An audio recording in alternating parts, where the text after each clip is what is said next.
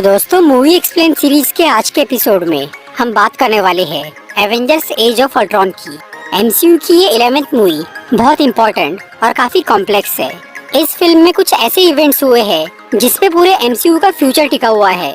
अगर आप इस मूवी को अच्छी तरह समझना चाहते हैं तो ये वीडियो देखते रहिए। आज मैं Avengers Age of Ultron movie को शॉर्ट में एक्सप्लेन करूंगा, तो आइए देखते हैं।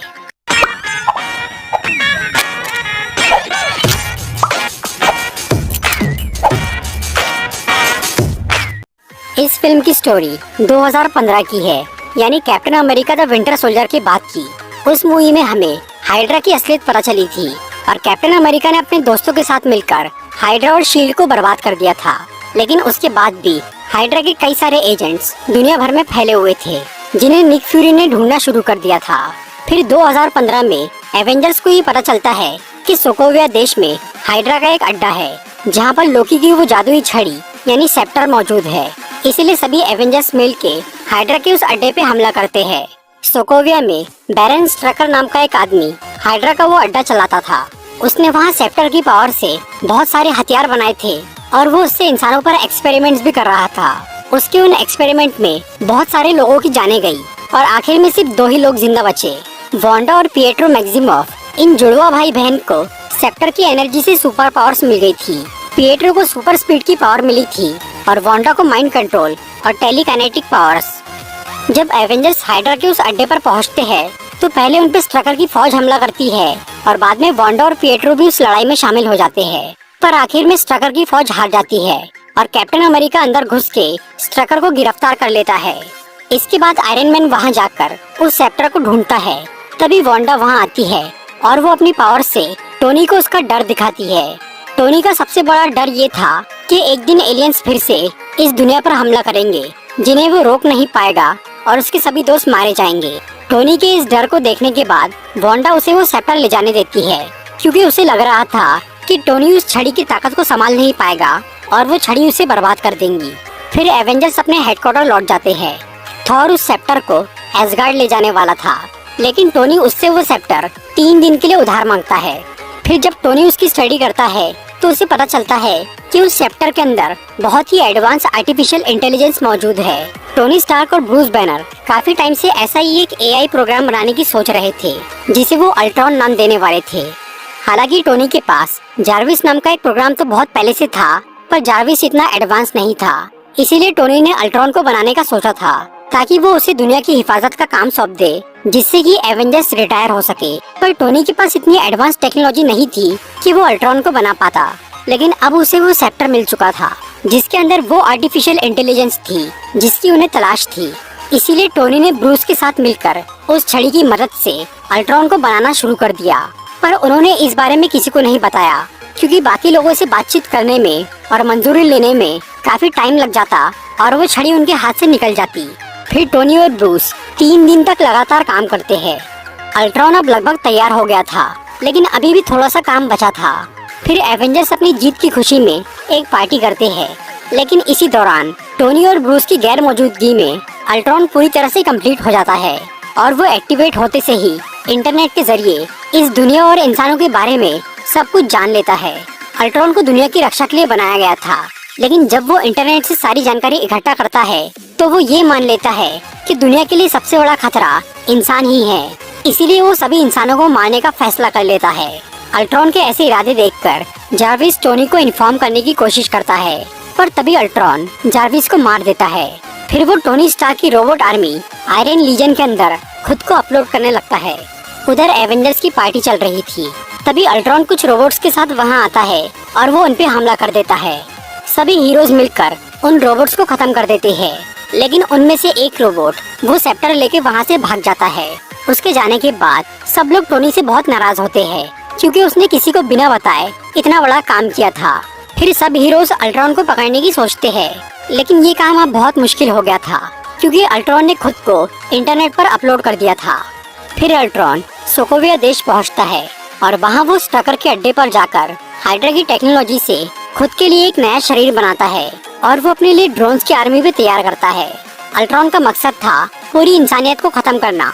उसके इस मिशन में सिर्फ एक ही परेशानी थी और वो थे एवेंजर्स। एवेंजर्स के रहते हुए वो अपना काम पूरा नहीं कर सकता था। इसीलिए वो सबसे पहले एवेंजर्स को मारना चाहता था, पर उन्हें मारना भी इतना आसान नहीं था। इसीलिए वो सोकोविया में वांडा और पिएट्रो से मिलता है। वांडा और पिएट्रो को एवेंजर्स से नफरत थी, खास तौर पर टोनी स्टार्क से, क्योंकि बचपन में उन दोनों के माँ बाप स्टार्क इंडस्ट्रीज के एक बॉम्ब से मारे गए थे। हालांकि वो बॉम्ब किसी आतंकवादी ने फेंका था, लेकिन फिर भी वांडा और पिएट्रो अपने पेरेंट्स की मौत के लिए टोनी स्टार्क को जिम्मेदार मानते थे और वो एवेंजर्स को भी पसंद नहीं करते थे। अल्ट्रॉन को जब ये पता चला कि वांडा और पिएट्रो के पास सुपर पावर्स है और वो एवेंजर्स से नफरत करते हैं, तो उसने उनसे हाथ मिला लिया और उसने उन दोनों से ये झूठ कहा कि वो सिर्फ एवेंजर्स को ही मारना चाहता है। अल्ट्रॉन को अपने मिशन के लिए वाइब्रेनियम की जरूरत थी, जो कि दुनिया का सबसे मजबूत धातु है, और वाइब्रेनियम कहाँ मिलेगा इसकी जानकारी स्ट्रकर के पास थी। इसीलिए अल्ट्रॉन स्ट्रकर से मिलने जेल में जाता है। स्ट्रकर उसे ये बताता है कि उलिसिस क्लॉ नाम के एक आदमी के पास बहुत सारा वाइब्रेनियम है, जो कि उसने वकांडा से चुराया था। ये जानकारी मिलते ही अल्ट्रॉन स्ट्रकर को मार डालता है और वो उसकी फोटो एवेंजर्स को भेज देता है उन्हें उकसाने के लिए। वो फोटो देखते ही एवेंजर्स ये समझ जाते हैं कि स्ट्रकर जरूर कोई ऐसी बात जानता था जो कि अल्ट्रॉन उनसे छुपाना चाह रहा है, इसलिए उसने स्ट्रकर को मार दिया। फिर जब वो स्ट्रकर की कुछ फाइल्स चेक करते हैं तो उससे उन्हें उलिसिस क्लॉ के बारे में पता चलता है, जिसे देखकर टोनी ये समझ जाता है कि अल्ट्रॉन को वाइब्रेनियम की तलाश है, जो कि उलिसिस क्लॉ के पास है। फिर अल्ट्रॉन वांडा और पिएट्रो को लेकर साउथ अफ्रीका जाता है उलिसिस क्लॉ से मिलने। वहाँ वो क्लॉ के बैंक अकाउंट में बहुत सारे पैसे भेजता है और उससे पूरा वाइब्रेनियम खरीद लेता है। उतने में ही एवेंजर्स भी वहाँ पहुँच जाते हैं और फिर वहाँ एक लड़ाई शुरू होती है।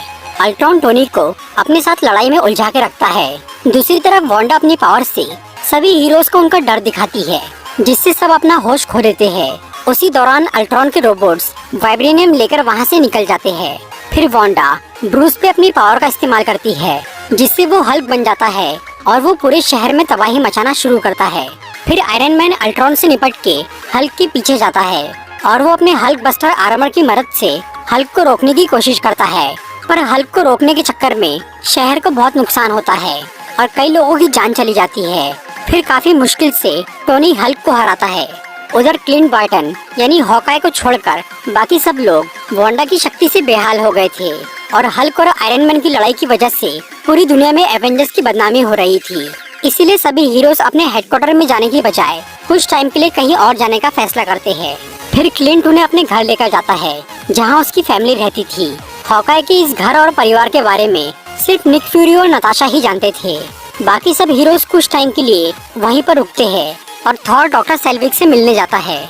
जब वांडा ने थॉर पे अपनी शक्ति का इस्तेमाल किया था तो थॉर को एक अजीब सा सपना दिखा था और वो सपना अतीत का नहीं बल्कि भविष्य का लग रहा था। इसलिए थॉर उसे समझने के लिए डॉक्टर सेल्विक के साथ वाटर ऑफ साइट्स नाम की एक जगह पर जाता है। उस जगह पर एक प्राचीन शक्ति मौजूद थी जो कि सपनों का मतलब समझाती थी। थॉर जब उस पानी में जाता है तो उसे वो सपना दोबारा दिखता है। वो असल में एक भविष्यवाणी थी जो कि बता रही थी कि थॉर के हाथों एसगार्ड का अंत होगा। इसके अलावा थॉर को इन्फिनिटी स्टोन्स भी नजर आते हैं जिन्हें कोई हासिल करना चाह रहा था और उसे एक नए शख्स का जन्म होता हुआ दिखता है। दूसरी तरफ हॉकाई के घर पे सभी हीरोज काफी हैरान और परेशान थे। वो अल्ट्रॉन से लड़ने की हिम्मत नहीं जुटा पा रहे थे। तभी निक फ्यूरी उनसे मिलने वहाँ आते हैं और वो सबको समझाकर लड़ाई के लिए तैयार करते हैं।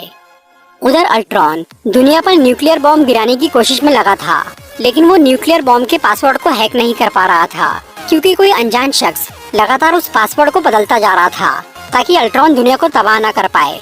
जब अल्ट्रॉन का न्यूक्लियर बॉम्ब वाला प्लान फेल हो जाता है तो वो एक नए प्लान पर काम शुरू करता है, लेकिन इससे पहले वो खुद को अपग्रेड करना चाह रहा था। वो खुद के लिए एक परफेक्ट बॉडी बनाना चाहता था जो कि अटूट हो और बहुत शक्तिशाली भी।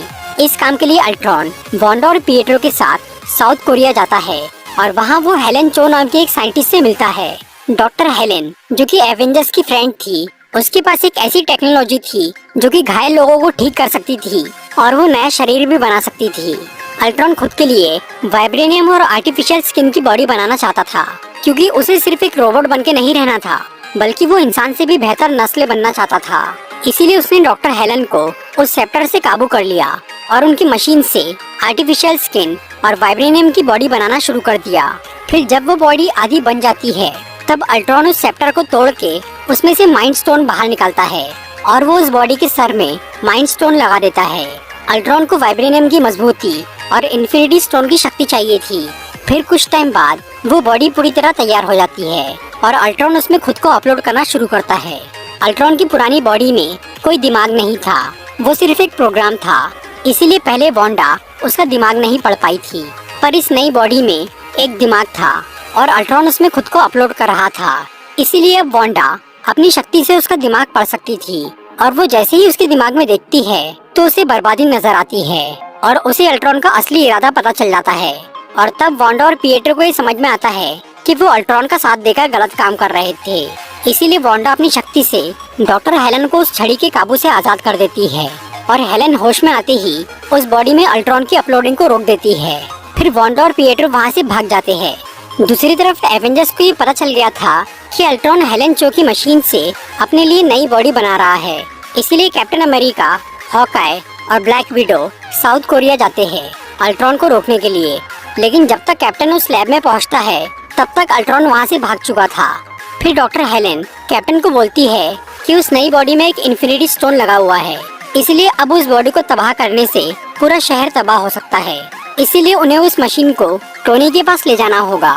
उधर अल्ट्रॉन उस मशीन को एक ट्रक में रखकर शहर से भाग रहा था और वो खुद को उसमें अपलोड भी कर रहा था। कैप्टन, ब्लैक विडो और हॉकाई उस ट्रक का पीछा करना शुरू करते हैं और तब अल्ट्रॉन अपनी अपलोडिंग रोककर उन्हें मारने बाहर आता है। फिर कैप्टन और अल्ट्रॉन की लड़ाई शुरू हो जाती है और जब इस लड़ाई की न्यूज टीवी पर दिखाई जाती है तो उसे देखकर वांडा और पिएट्रो वहां आ जाते हैं और वो अल्ट्रॉन से लड़ने में कैप्टन की मदद करते हैं। उधर ब्लैक विडो उस ट्रक में घुस जाती है और वो उस मशीन को ट्रक से निकालकर हॉकाई के प्लेन में डाल देती है। लेकिन इससे पहले कि वो खुद उस प्लेन में जा पाती, अल्ट्रॉन वहां आकर उसे किडनैप कर लेता है। पर उस वक्त ब्लैक विडो की बजाय उस मशीन को बचाना ज्यादा जरूरी था, इसीलिए हॉकाई वहां से निकल जाता है। फिर वो टोनी के पास वो मशीन लेकर जाता है। बाकी सब लोग ये चाह रहे थे कि टोनी उस मशीन को खोलकर उसमें की बॉडी को डीएक्टिवेट कर दे, पर टोनी के दिमाग में कुछ और था। वो ब्रूस को ये बताता है कि जार्विस अभी तक मरा नहीं है। जब अल्ट्रॉन ने उसे मारना चाहा था तो जार्विस इंटरनेट के जरिए वहाँ से बच निकला था और तब से वो अल्ट्रॉन पर नजर रख रहा था और वो अनजान शख्स जार्विस ही था जिसने अल्ट्रॉन को न्यूक्लियर बॉम्ब का पासवर्ड हैक करने से रोका था। इसीलिए टोनी ब्रूस को ये बोलता है कि उन्हें उस बॉडी में जार्विस को अपलोड करना चाहिए, पर ब्रूस इससे डर रहा था क्योंकि अल्ट्रॉन ने खुद को उस बॉडी में आधा अपलोड कर दिया था और जार्विस को उसमें अपलोड करने से कुछ बुरा भी हो सकता था। लेकिन फिर भी टोनी ब्रूस को राजी कर लेता है और वो दोनों जार्विस को उसमें अपलोड करना शुरू करते हैं। पर तभी कैप्टन वांडा और पिएट्रो को लेकर वहाँ पहुँच जाता है और वो टोनी और ब्रूस को रोकने की कोशिश करते हैं। फिर पिएट्रो अपनी सुपर स्पीड से उस मशीन का पावर सप्लाई बंद कर देता है, पर तभी अचानक थॉर वहाँ आ जाता है और वो अपनी पावर से उस मशीन को चालू कर देता है, जिससे वो प्रोसेस कंप्लीट हो जाती है। और फिर उस मशीन से बाहर आता है एक एंड्रॉइड रोबोट जो बना था अल्ट्रॉन, जार्विस और माइंडस्टोन की मदद से, और वो बहुत ही पावरफुल था। फिर स्टीव थॉर से ही पूछता है कि उसने इस रोबोट को बनाने में मदद क्यों की, तो थॉर बताता है कि उसने भविष्य का एक विजन यानी सपना देखा था जिसमें उसने माइंडस्टोन से इस रोबोट को बनते हुए देखा था और सिर्फ उसी की मदद से अल्ट्रॉन को हराया जा सकता है। थॉर के सपने की वजह से उस रोबोट को विजन नाम दिया जाता है और ये विजन एवेंजर्स का साथ देने के लिए तैयार हो जाता है। पहले तो कोई इस पर भरोसा नहीं करता, पर जब विजन थॉर का हथौड़ा उठा लेता है तो सबको उस पर यकीन हो जाता है क्योंकि म्यूनिर को बहुत ही काबिल और अच्छे लोग ही उठा सकते थे। फिर क्लिंट ये पता लगाता है कि अल्ट्रॉन नताशा को सोकोविया देश ले गया है, इसीलिए सभी हीरोज वहां जाने की तैयारी करते हैं। उधर अल्ट्रॉन सोकोविया में हाइड्रा के अड्डे पर था और उसके पास अभी भी बहुत सारा वाइब्रेनियम बचा हुआ था, इसीलिए वो थोड़े वाइब्रेनियम से खुद के लिए एक नई बॉडी बनाता है और बाकी वाइब्रेनियम से एक बहुत बड़ी मशीन तैयार करता है। वो उस मशीन से सोकोविया के एक शहर को आसमान में ले जाने वाला था और फिर उसे एक मीटियोर की तरह धरती पर गिराने वाला था ताकि उससे इंसानों का खात्मा हो जाए। फिर एवेंजर्स सोकोविया पहुंचते हैं और अब वांडा, पिएट्रो और विजन भी उनकी टीम में शामिल थे। उन सबको ये मालूम था कि अल्ट्रॉन वहां जंग लड़ने के लिए तैयार बैठा है, इसीलिए वो लड़ाई से पहले पूरे शहर को खाली करना शुरू करते हैं और ब्रूस हाइड्रा के अड्डे पर जाकर नताशा को कैद से आजाद करता है और फिर वो हल्क बनकर नताशा को शहर में लेकर आता है। उधर अभी आधा ही शहर खाली हुआ था कि तभी अल्ट्रॉन उस मशीन को चालू कर देता है जिससे पूरा शहर ऊपर उठने लगता है इसके साथ ही वो अपनी रोबोट्स की आर्मी को शहर में छोड़ देता है ताकि एवेंजर्स उनसे लड़ने में बिजी रहे और उसका मकसद पूरा हो जाए। तभी विजन वहां पहुंचता है और वो अल्ट्रॉन को पकड़कर उसे इंटरनेट से डिलीट कर देता है ताकि अब वो कहीं भाग ना सके। फिर सभी हीरोज उन रोबोट से लड़ना शुरू करते हैं, पर जैसे जैसे वो शहर ऊंचाई पर जा रहा था तो खतरा और भी बढ़ता जा रहा था और अब उस मशीन को बंद भी नहीं किया जा सकता था क्योंकि उसे छेड़ने से भी शहर नीचे गिर सकता था और शहर के लोग मर सकते थे। इसीलिए निक फ्यूरी एक बड़ा सा हेली कैरियर लेकर वहाँ पर आते हैं और वो शहर के सभी लोगों को उसमें बैठाना शुरू करते हैं। उनके साथ रोडी यानी वॉर मशीन भी वहाँ पर आता है और वो अल्ट्रॉन के रोबोट्स को मारने में मदद करता है। तब तक शहर काफी ऊपर पहुँच गया था, इसलिए अल्ट्रॉन उस मशीन को बंद करने के लिए वहाँ पर आता है, लेकिन सभी हीरोज उस मशीन के आसपास जमा हो जाते हैं। अल्ट्रॉन उन पे अपनी आर्मी से हमला करता है, पर एवेंजर्स एक साथ मिलकर बहुत सारे रोबोट्स को मार डालते हैं और फिर आयरन मैन, थॉर और विजन अपनी पावर से उस वाइब्रेनियम के अल्ट्रॉन को बुरी तरह डैमेज कर देते हैं। अब अल्ट्रॉन बहुत कमजोर हो गया था और उसके रोबोट्स भी खत्म होते जा रहे थे, इसीलिए वो एक क्वीन जेट लेकर वहाँ से भागने की कोशिश करता है और वो जाते जाते उस जेट से हमला करता है जिससे पिएट्रो मारा जाता है। फिर हल्क उस क्वीन जेट का पीछा करता है और वो उसमें घुस के अल्ट्रॉन को नीचे फेंक देता है। तब वांडा वहाँ आती है और वो उस वाइब्रेनियम के अल्ट्रॉन को मार के अपने भाई की मौत का बदला लेती है। अब पूरा शहर खाली हो चुका था। अल्ट्रॉन के लगभग सभी रोबोट्स खत्म हो गए थे और सभी हीरोज भी उस हेली कैरियर में चले गए थे। तभी एक रोबोट उस मशीन का बटन दबा देता है जिससे वो शहर नीचे गिरने लगता है। इसीलिए आयरन मैन और थॉर अपनी पावर से उस मशीन पर हमला करते हैं जिससे वो मशीन फट जाती है और आसमान में ही वो शहर तबाह हो जाता है और किसी को कोई नुकसान नहीं होता। लेकिन अभी भी एक रोबोट बचा हुआ था। वो आखिरी रोबोट था जिसके अंदर अल्ट्रॉन मौजूद था। वो वहाँ से भागने की कोशिश करता है, पर तभी विजन वहाँ आकर उसे तबाह कर देता है। सभी हीरोज हेली कैरियर में आ गए थे, लेकिन हल्क अभी तक उसी क्वीन जेट में था जिससे अल्ट्रॉन ने भागने की कोशिश की थी। हल्क अब धरती पर लौटना नहीं चाह रहा था क्योंकि वो खुद को इंसानों के लिए खतरा समझता था। इसीलिए वो उस क्वीन जेट के जरिए पृथ्वी से बाहर निकल जाता है और वो एक दूसरे प्लेनेट पर पहुंच जाता है। फिर कुछ टाइम बाद एवेंजर्स न्यूयॉर्क में अपने लिए एक नया हेडक्वार्टर बनाते हैं जहां कैप्टन अमेरिका और ब्लैक विडो नए एवेंजर्स यानी वांडा, विजन, सैम और रोडी को ट्रेनिंग देना शुरू करते हैं और हॉकाई अब रिटायर होकर अपनी फैमिली के साथ सेटल हो जाता है और थॉर एसगार्ड लौटकर इन्फिनिटी स्टोन्स के बारे में जानने का फैसला करता है क्योंकि उसे लग रहा था कि कोई तो है जो उन स्टोन्स के पीछे पड़ा है।